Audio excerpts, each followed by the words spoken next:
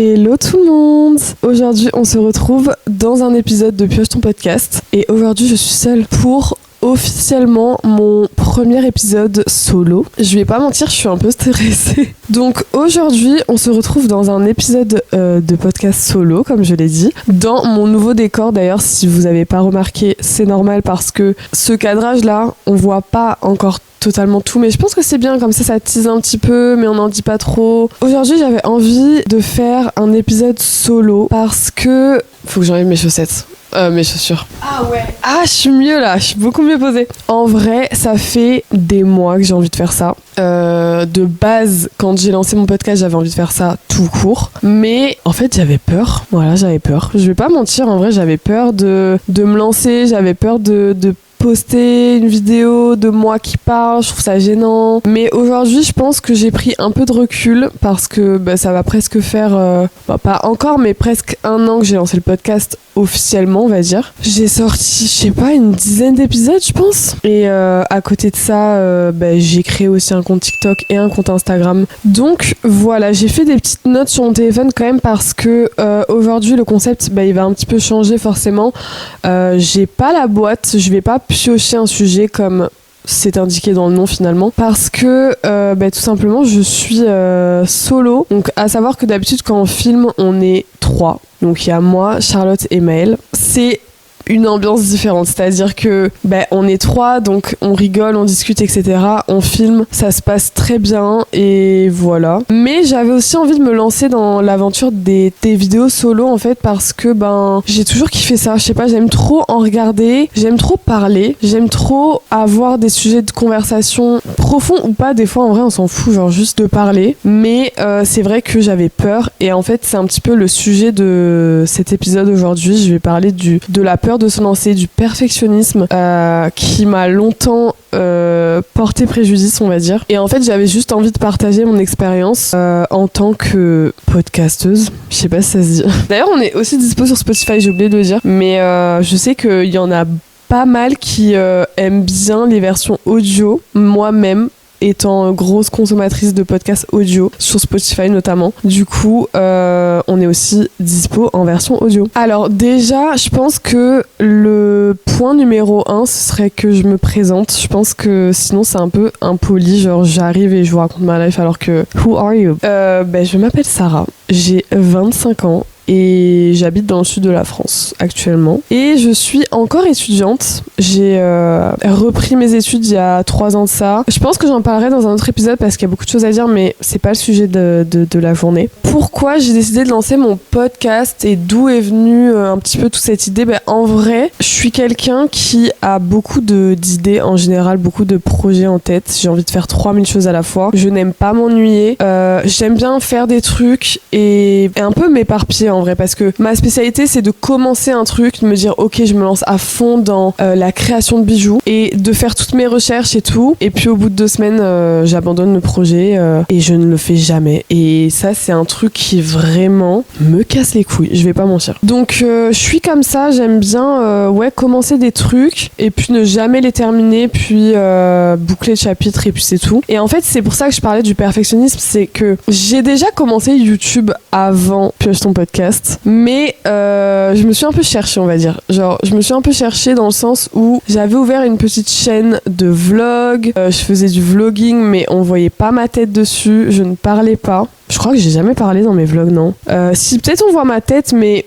Donc ouais, j'avais déjà commencé une petite chaîne YouTube, et ça, c'était l'année dernière, du coup. Pareil, j'ai commencé, j'ai posté, je sais pas, 3-4 vidéos, puis ensuite, je me faisais chier. Donc j'ai arrêté. J'avais aussi lancé une autre chaîne YouTube avant ça, où je parlais de musique, mais pareil, on voyait pas ma tête, juste on entendait ma voix, et je supportais pas ma voix. Du coup, j'ai fait une vidéo, et d'ailleurs, elle a été strikée pour droit d'auteur, et normal en même temps, j'ai mis tarpin de son dedans, mais bref, à l'époque je comprenais pas trop le truc, mais non, en vrai j'ai toujours aimé les podcasts, j'ai toujours écouté des podcasts. J'écoute plus de podcasts en anglais. Je trouve qu'il y a plus de diversité au niveau des podcasts. Je trouve qu'on parle beaucoup plus de développement personnel et tout, sans tabou. J'ai l'impression qu'en anglais tout est plus stylé, donc Je sais pas. Et pourquoi j'ai décidé de lancer mon podcast? En vrai, je me suis dit, j'ai trop envie d'avoir un truc à moi.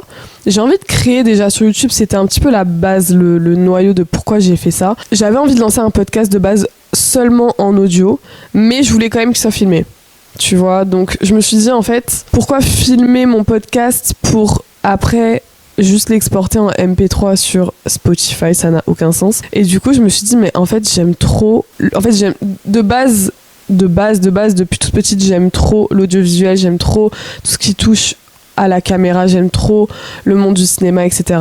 Donc, c'est pour ça que je voulais absolument que ce soit filmé, parce que je sais pas, moi je suis quelqu'un de... Je consomme énormément YouTube, franchement, c'est ma télé presque, je regarde presque plus la télé, en vrai je regarde beaucoup YouTube, donc je regarde plein de choses différentes, en plus sur YouTube plein de personnes différentes et plein de concepts différents, et j'aime beaucoup le format du podcast filmé, donc voilà pourquoi j'ai voulu faire un podcast filmé, et aussi la raison principale de pourquoi j'ai voulu faire un podcast, parce que j'aime parler. Ouais, j'aime trop parler. Même si, je pense, quand on me rencontre au premier abord, les gens se disent pas ça de moi. Genre vraiment pas du tout. Je reflète pas du tout la vraie personne que je suis. C'est une espèce de carapace où j'ai pas envie que trop que les gens me connaissent. Bref, on en reparlera dans d'autres épisodes, je pense. Et pourquoi Pioche ton podcast? Donc comme je le disais avant, j'avais envie de faire un podcast avec des invités, mais aussi un podcast où je pouvais aussi des fois me retrouver seule, comme aujourd'hui. Je trouvais pas le nom, et franchement le nom a pris des mois et des mois à venir, parce qu'en soi j'ai eu l'idée, je l'ai directement noté sur une feuille d'ailleurs que j'ai encore, et je trouvais pas de nom. En fait je me disais, mais moi je veux un truc chill, je veux qu'on soit posé sur le canapé, je veux qu'on soit en face à face, je veux qu'on ait un petit plaid sur les jambes, parce que j'ai pas envie d'être trop en mode pompe it up, alors que j'ai envie de rigoler, tu vois, avec mes potes. Et le nom m'est venu un jour, en pleine nuit, j'étais en train de dormir, pour vous dire. À savoir que moi la nuit je me réveille jamais, genre je dors et je dors d'un point A à un point B, je ne me réveille pas. T'as beau faire ce que tu veux, je ne me lève pas pour aller aux toilettes, je ne me lève pas pour boire. J'aime trop dormir en fait. Et pour vous dire, ça m'a réveillée parce que j'y pensais le soir avant de dormir, et j'y pense très souvent le soir avant de dormir. Et le nom est venu comme ça, je me suis dit putain, mais bête idée, parce que le concept de mon podcast, c'était que je voulais absolument qu'il y ait un invité et des fois me retrouver seule, mais je me suis dit, mais comment choisir les sujets? Comment, genre juste on se pose et on discute de quelque chose, alors que j'ai envie de parler de tellement de trucs différents. J'ai pas envie de me... Tu vois, quand tu crées ton compte créateur sur Spotify, on te demande dans quelle catégorie tu veux être, genre musique, ou est-ce que t'es plus développement personnel, ou est-ce que t'es plus dans le crime, l'humour, etc. Et moi je voulais être dans tout, sauf dans un truc précis. Donc du coup j'ai choisi divertissement, même si c'est pas vraiment... Enfin, je me considère pas comme quelqu'un de vraiment divertissante, mais on m'a demandé de choisir, donc malheureusement j'ai dû choisir. À travers ça, j'avais envie de parler du fait de lancer son projet en général, pas forcément lancer son podcast ou sa chaîne YouTube, on s'en fout. J'avais envie de parler de mon expérience quand tu lances un projet. Alors, bien sûr, il y a plusieurs aspects du mot projet, je lance pas un business non plus, je suis pas en train de vous vendre quelque chose, mais en général, lancer un projet créatif... En fait, bon, déjà j'ai oublié de dire que moi, personnellement, je suis dans le milieu créatif, donc je fais des études de direction artistique, donc je vais pas créer une marque, ou enfin, tu vois, ce genre de truc. Je suis juste envie de faire un truc créatif, entre guillemets, parce que voilà, on reste dans le podcast, mais bien sûr que on peut être créatif dans plein d'aspects différents, que ça soit l'art en général ou genre ta manière de communiquer. Bref, c'est pas le sujet, mais j'avais envie de parler de mon retour d'expérience en lançant mon podcast, parce que moi, le truc qui me bloquait, parce qu'il faut savoir que cette idée de Pioche ton podcast, je l'ai eue il y a déjà de ça presque 2 ans. Pourtant, j'ai lancé mon podcast il y a qu'un an, tu vois. Donc, il y a un petit décalage. Il y a eu une année où... Qu'est-ce qui s'est passé, en fait? Déjà, il y a eu 1 an de réflexion où déjà, je me suis dit, si je veux lancer mon podcast filmé, il me faut une caméra. Donc, la caméra avec laquelle je filme aujourd'hui, je ne l'avais pas il y a encore 2 ans. Pareil, j'avais pas de micro, j'avais pas de lumière. En fait, c'est marrant parce qu'il y a même pas 2 jours, j'étais avec Charlotte, du coup, qui est souvent avec moi sur le podcast, que vous avez certainement déjà vu. On re-regardait un épisode de Pioche ton podcast, à savoir que je ne fais jamais ça. C'est-à-dire que je fais le montage, etc. Je m'occupe de tout, tu vois, y a pas de souci. Ensuite, je poste ma vidéo, mais je ne la regarde pas. C'est-à-dire que je passe à autre chose. Je sais pas, je la sors, et puis 2-3 jours après, je suis passée à autre chose. Je suis déjà sur un autre truc. Et du coup, on a re-regardé les épisodes qui datent il y a même pas de 1 an. J'ai vraiment vu la gueule de mon premier épisode et vraiment je me suis dit, attends, j'ai posté ça sur YouTube là, il y a rien qui va. Vraiment, il y a rien qui va, la lumière ne va pas, le son ne va pas, le cadrage, franchement, il y avait rien qui allait, mais j'avais envie de le faire, tu vois. C'est à ce moment-là que j'ai brisé le perfectionnisme et je me suis dit, si j'attends en fait d'avoir une caméra professionnelle, d'avoir des lumières professionnelles qui coûtent une blinde, des micros également pour le son, je dis pas que mon podcast est parfait actuellement, pas du tout, mais ce que je suis en train de dire, c'est que, en fait, il y a eu 1 an de latence parce que justement, je voulais que mon premier épisode que j'allais lancer soit parfait à sa manière bien sûr, mais je voulais absolument une caméra professionnelle, je voulais un micro, etc. Je n'avais rien de tout ça et en fait il y a un moment où je me suis dit mais meuf, juste fuck, en fait tu casses les couilles et genre viens, juste on le fait et au pire tu le sors pas, c'est pas grave, au pire t'auras passé une bonne soirée avec tes potes et c'est tout, on aura discuté, on aura rigolé, ça se trouve ça ne sortira jamais, mais viens juste on le fait, on s'en fout de pas avoir de lumière, etc. Même si aujourd'hui j'ai tout ça, bien sûr j'ai pas non plus le matériel que j'aimerais, mais j'ai un matériel convenable pour le nombre d'abonnés que j'ai. Franchement, on va pas se mentir, mais quand même. Bref, je me suis juste lancée et je me suis dit, faut arrêter d'attendre que ce soit parfait parce que ça sera jamais parfait en fait. Je pense que même dans 2-3 ans, si bien sûr je continue ce projet, même si pour l'instant j'ai bien envie de le continuer, mais ce que je veux dire, c'est que même si ça se trouve dans 2-3 ans, je regarderai mes épisodes aujourd'hui, je me dirais putain la honte, j'ai posté ça sur YouTube, ça va pas du tout, enfin y a rien qui va. Bref, je pense que tu comprends ce que je veux dire, mais en gros c'est ce truc de le perfectionnisme cache tellement plus de choses que ce qu'on pense. En fait, moi il y a encore quelques années, je pensais que le perfectionnisme c'était vraiment une qualité en soi. Genre je pensais que être perfectionniste, et moi je l'ai toujours été, je le sais que je l'ai toujours été, j'ai toujours été dans ce truc de, par exemple j'étais ce genre d'élève à l'école qui, quand mon cours écrit, parce qu'à l'époque on écrivait nos cours, je sais pas si c'est encore d'actualité, mais je suis une 2000 donc on écrivait au stylo. Quand mon cours, je le trouvais moche en soi, je le trouvais mal écrit, je trouvais que ça manquait de couleurs, etc.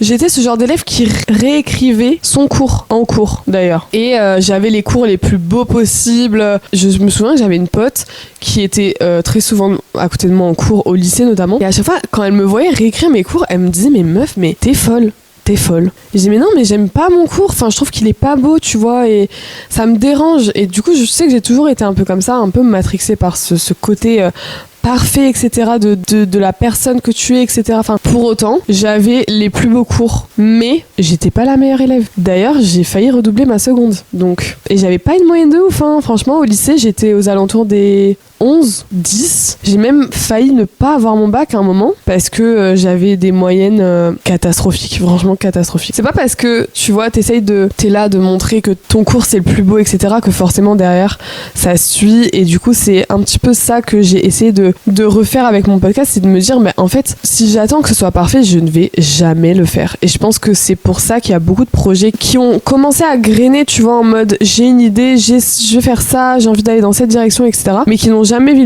le jour parce que il y a un moment où tu te retrouves avec la peur, je sais pas, la peur de l'échec, la peur d'être gênant, la peur de te montrer. Moi je sais que me montrer, ça a été, là c'est un grand pas que je fais, tu vois, parce que avant, jamais de la vie j'aurais pu poster une vidéo de moi comme ça sur YouTube, jamais de ma vie. Et pourtant j'ai juste un jour eu le courage de me dire meuf, juste fais-le en fait. Et je pourrais pas vraiment expliquer qu'est-ce qui a fait que je me suis lancée comme ça du jour au lendemain. Et franchement je pourrais pas vraiment expliquer. Après il y a ce truc aussi où quand j'ai lancé mon podcast, avant que je lance mon podcast, en vrai j'en parlais à certaines personnes de mon entourage, et bien sûr il y a ces personnes qui te disent c'est trop bien mais meuf, mais vas-y fais-le, mais putain mais let's go et tout, je te soutiens à fond. Il y a ce type de personnes, et après il y a le genre de personnes qui soit vont pas comprendre ce que tu fais, genre la famille en général, les gens un petit peu plus âgés sont en mode quoi, un podcast, mais qu'est-ce que c'est que ça. Et puis ensuite il y a les gens qui vont te soutenir à leur manière, c'est-à-dire que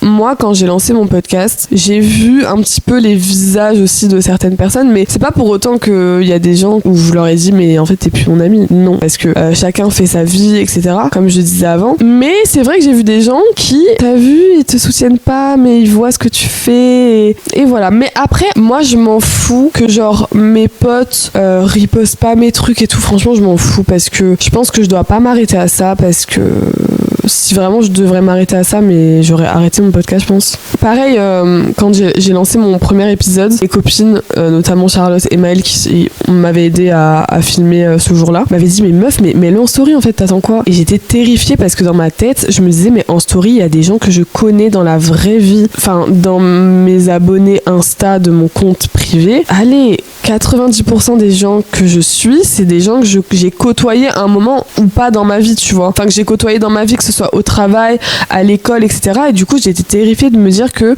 des gens que je connais peuvent voir ma tête sur YouTube. Genre, non, pour moi, c'était pas possible. Donc, je n'ai pas reposté le truc en story et je l'ai reposté quelques jours après où, en fait, un moment, je me suis dit, mais en fait, meuf, au pire, les gens, ils regardent pas. Genre, les gens sont pas intéressés. Enfin, tu n'es pas le centre du monde, tu vois. Donc, j'ai riposté et en fait, quand j'ai lancé mon premier épisode, j'ai eu beaucoup de messages de gens, des gens qui m'ont envoyé des messages de soutien et vraiment des personnes que j'ai côtoyées pas très longtemps dans ma vie. Du coup, j'étais assez choquée et je me disais ah ouais, quand même ça a plu. Enfin, pourtant, comme je vous disais, le premier épisode est dégueulasse à regarder, pas de l'auto-sabotage, mais franchement, j'ai eu aussi des messages en mode Sarah, c'est trop cool, par contre la lumière, le son, faut faire des choses là. Je sais, mais il faut un budget aussi que je n'avais pas au début quand je me suis lancée, donc voilà. Putain, je t'ai regardé mes notes parce que je me suis rappelé d'un truc, la peur, enfin la peur d'être vue. En fait, attendez, j'ai une note dans mon tel où un jour je regardais le festival de Cannes et il y a le réalisateur, vous savez, du film Emilia Pérez là, qui avait gagné un prix. J'avais noté une citation qu'il avait dit pendant son discours de remerciement. Il faut que je le retrouve. Ok, je l'ai retrouvé. J'ai pas écrit son nom parce que j'ai oublié son nom. Du coup, je le mettrai à l'écran le nom du réalisateur. Mais du coup, en plus, c'est même pas un film que j'ai vu. C'est même pas un film qui m'intéressait en vrai. Et j'ai juste regardé son discours de remerciement parce que j'aime bien regarder le festival de Cannes. Et du coup, il a dit un truc qui m'a vraiment marqué. Je me suis dit putain, faut vraiment que je le note. Et la citation, c'était le plaisir d'être caché, la terreur de ne pas être découvert. En fait, ça reflétait tellement mon état d'esprit à ce moment-là et encore aujourd'hui. Et du coup, je trouvais ça trop intéressant de parler de ça parce que la peur du jugement, le fait que des gens vont voir tes vidéos. Moi, en soi, si c'est des personnes que je connais pas, je m'en fous un peu parce que je me dis les personnes qui ne me connaissent pas, qui regardent mes vidéos ou pas, mais qui vont tomber par exemple sur cette vidéo et peut-être émettre un avis négatif, je me dis c'est pas grave parce que c'est pas des gens qui me connaissent dans la vraie vie, donc comment critiquer quelqu'un que tu connais pas? Après bien sûr franchement c'est devenu normal de faire ça limite sur les réseaux, moi je trouve pas ça normal, mais bon. Mais par exemple la peur de ne pas être aimé, par exemple de se dire peut-être il y a des gens ils vont me détester en fait, ils vont me voir, ils vont se dire putain elle est tarpin maniéré et tout, et c'est un truc qui en vrai m'a poursuivi pas mal de temps dans ma vie, même encore aujourd'hui quand on me rencontre au premier abord, je parais très froide et très hautaine et c'est parce que tout simplement je suis timide et les gens quand ils me rencontrent, enfin ils commencent à me parler ou on commence à se connaître etc, très très souvent, franchement 90% des gens que j'ai rencontrés dans ma vie m'ont dit mais meuf quand je t'ai rencontré je te jure t'étais une connasse, enfin dans ma tête tu paraissais connasse de fou et en fait t'es genre normal, et je savais oui, encore une fois c'est une carapace comme le dit la citation que j'aime beaucoup. Par exemple quand j'ai lancé mon podcast j'avais peur que certaines personnes tombent sur mes vidéos, certaines personnes que je connais et que je connaissais dans ma vie, enfin des gens que j'ai croisés dans ma life et en fait il y avait quelques personnes en particulier où vraiment je me disais putain vraiment j'espère qu'il ou elle ne tombera jamais sur ces vidéos parce que hyper gênant etc, enfin quand même tu vois, et en fait il y a une de ces personnes d'ailleurs qui a découvert mon podcast, je sais même pas comment en vrai et en soi je m'en fous, et qui m'a envoyé un message en me disant mais attends mais t'as un podcast sur YouTube, tu m'as même pas dit quoi, et j'étais là ah non je t'avais pas dit non, parce qu'il y avait cette peur de se dire putain trop bizarre, on s'est connus dans notre vie et aujourd'hui tu me regardes sur YouTube, peut-être tu tombes sur ma vidéo, enfin tu vois il y a ce truc de se dire c'est un peu gênant, et je pense que la peur du jugement elle vient de là aussi. Et en fait je me suis rendu compte à travers cette personne que quand elle m'a dit j'ai vu que t'avais un podcast et tout mais c'est trop stylé, j'étais là quoi? Ah, je pensais pas que tu allais émettre un avis positif sur ça, enfin trop bizarre, et du coup ça m'a un petit peu rassurée et confortée dans l'idée de me dire que oui les gens vont tomber sur cette vidéo et puis voilà quoi, bonjour. Enfin bref, en tout cas ce que j'avais envie de dire à travers cet épisode sur un peu le perfectionnisme, la procrastination etc, c'est que déjà là j'ai grave procrastiné cet épisode solo parce que je voulais absolument faire un épisode solo, mais j'avoue que je me chie un peu dessus tout en restant cordial. Mais ouais, j'avoue que je me chie un peu dessus parce que je me disais, faut que ce soit parfait, surtout que je suis toute seule, donc faut pas que ce soit trop gênant, faut pas que je parle trop, nanana et tout. Et c'est pour ça que j'ai procrastiné ce premier épisode, et voilà. Je dirais que les choses qui m'ont enfin, qu'est-ce que ça m'a apporté ce projet? Déjà, ça m'a apporté un peu de confiance en moi, parce que avant, j'étais incapable de poster un TikTok. Après, TikTok, ça m'a jamais vraiment intéressé de poster. Le fait d'être vue sur TikTok, ça m'a jamais vraiment donné envie, je pense. J'ai eu cette espèce de déclic en me disant, mais en fait, si je le fais pas aujourd'hui, je le ferai jamais. Enfin, comme je disais au début de cette vidéo, si j'attends le moment parfait, et si vous attendez le moment parfait pour faire votre projet, vous pouvez attendre encore 10 ans, je pense. Tout le monde a des raisons différentes d'avoir peur de se lancer, peu importe le sujet, hein, peu importe le projet dans lequel on parle. Je parle pas que du podcast, encore une fois, mais cette peur de se lancer, etc., ça peut impacter tellement de gens, et enfin, il peut avoir tellement de risques que ça peut être con, mais ça peut être lancer son entreprise. Tu peux avoir un risque financier, par exemple, parce que tu vas investir ton argent et qu'au début t'as pas de revenus. Enfin bref, tu comprends le truc. Moi, le risque que j'ai pris en postant mon podcast, c'est d'être vue, je pense. Ouais, la peur d'être vue, comme je disais avant. En fait, quand souvent dans notre tête, et moi la première, mais souvent on se fait des films de fou, genre des films catastrophiques en mode il va se passer ça, etc. Et en fait, quand on voit la réalité, c'est passé genre même pas 10% de ce que tu appréhendais. Et je pense que c'est ça, j'ai beaucoup appréhendé à poster, créer à ma manière, etc. Et en fait, quand j'ai posté, je me suis rendu compte que j'ai reçu quand même pas mal de messages de soutien de personnes que je connaissais. J'étais assez contente et assez choquée. Je me disais putain, ah ouais, quand même si ça se trouve aujourd'hui les personnes qui m'ont envoyé des messages ne regardent plus mes podcasts, et c'est ok, j'ai envie de dire. Mais oui, je pense que le déclic, il a été là où vraiment je me suis dit mais en fait on n'a qu'une vie déjà, je pense que c'est trop court. Parce que là, moi, je me dis, par exemple, j'ai eu 25 ans il y a pas longtemps, et ça m'a fait un petit bouleversement, je vais pas mentir, parce que déjà, l'année 2025, là, tout le monde en parle sur TikTok en mode c'est l'année du cycle 9, c'est un cycle qui se referme. Depuis que j'ai vu ces trucs, il y a quelques mois déjà, en fait, cette année 2025, elle a tellement, pour moi personnellement, était sur la nostalgie. Genre, j'étais trop nostalgique de ma vie d'avant, alors qu'avant ma vie n'était pas forcément ouf. C'est comme ce que je disais du fait qu'on se fait une idée alors qu'en vrai il y a rien. Mais ouais, l'année 2025, elle a trop été bouleversée sur plein de points. J'ai eu des gens de mon passé qui sont revenus. J'ai eu des changements au niveau professionnel, mais de A à Z, du jour au lendemain.